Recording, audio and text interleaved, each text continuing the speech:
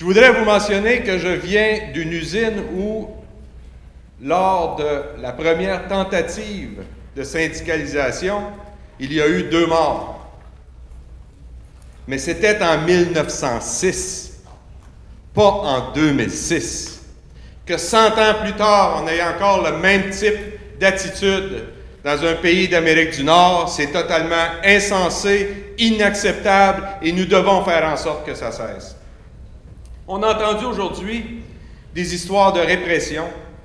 On a entendu aujourd'hui des histoires de lutte très difficiles pour les droits fondamentaux des travailleurs et des travailleuses.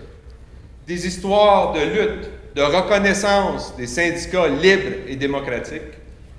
Des histoires de lutte pour le travail décent.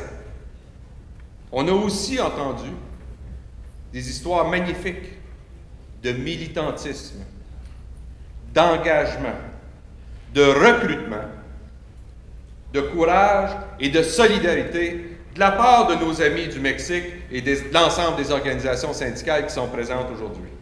Et on a créé des liens. Et on a créé des liens. Je pense que s'il y a une résultante importante de la rencontre d'aujourd'hui, c'est les liens qu'on a pu créer entre les différentes organisations qui sont présentes. À la fin, on a aussi entendu qu'il fallait maintenant parler de solidarité internationale. Et je suis d'accord avec Ben que c'est de solidarité internationale qu'il est important, dont il est important qu'on bâtisse. Mais je tiens à souligner que quand la maison passe au feu, bien sûr, je trouve ça très important que le département de pompiers intervienne. Mais je trouve aussi très important que mes premiers voisins, les plus proches, viennent me donner un coup de main.